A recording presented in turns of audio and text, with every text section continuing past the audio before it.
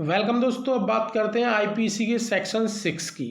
देखिए, सेक्शन 6 की हेडिंग में बताया गया है कि संहिता में परिभाषाओं का अपवादों के अध्ययन समझा जाना। यानी जो भी आईपीसी पढ़ रहे हैं, उस आईपीसी में जो परिभाषा दी गई हैं उनको अपवादों के अधीन समझा जाएगा। यानी जो आईपीसी में जो अपवाद बताए गए हैं उसके अध्ययन समझा जाएगा।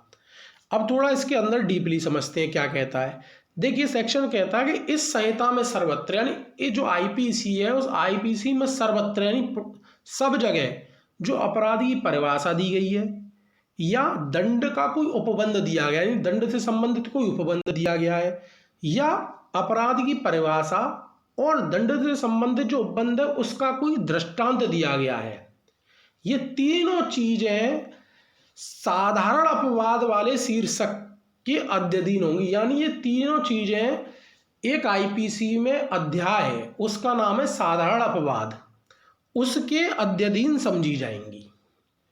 अब इसमें सेकंड बात तो एक और बताई गई है।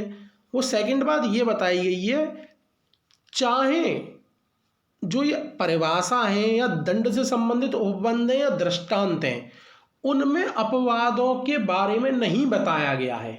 यानी अपवादों के बारे में वहाँ इन तीनों जगह अपराध की परिभाषा में, दंड उपबंध में या उनके जो दृष्टांत हैं उसमें कहीं भी अपवाद को डिफाइन नहीं किया गया है।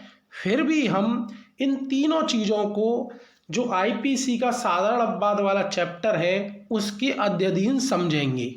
अब एग्जाम्पल के लिए इसमें दो उदाहरण बताए गए हैं।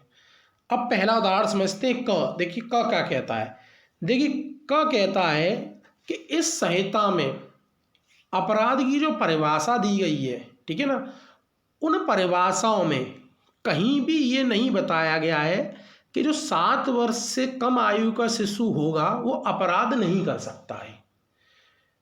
पर जो हम बात कर रहे हैं कि इसके अधीन जो आईपीसी में एक अध्याय है, चैप्टर है साधारण अपवाद, उसके अध्ययन ये बताया गया है कि जो शिशु 7 वर्ष से कम का है और उसके द्वारा कोई काम किया गया है तो वो अपराध नहीं है।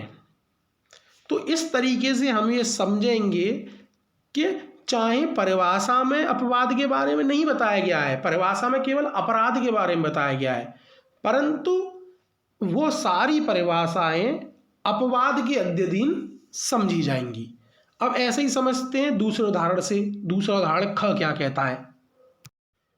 देखिए, उदाहरण ख में बताया गया है कि एक पुलिस ऑफिसर है जो क नाम का है और वो एक ऐसे व्यक्ति को गिरफ्तार करता है जिसने हत्या करी है, उसका नाम यह है, और उसे वो वारंट के बिना गिरफ्तार कर लेता है। तो वहां वो जो पुलिस ऑफिसर है क सदोष पररोध के अपराध का दोषी नहीं माना जाएगा।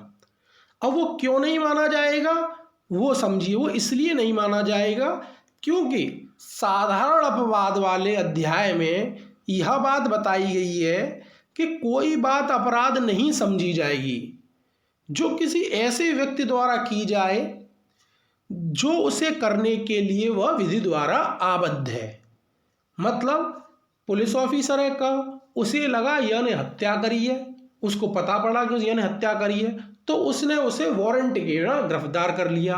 तो इसलिए वह साधारण अपवाद के अधीन आता है, इसलिए उसे सदोष पररोध के अपराध का दोषी नहीं माना जाएगा। तो दोस्तों, हम और आप आपस में जुड़े रहें, इसलिए चैनल को सब्सक्राइब करिए, ज़्यादा से ज़्यादा शेयर करिए, लाइक करिए। Thank you so much.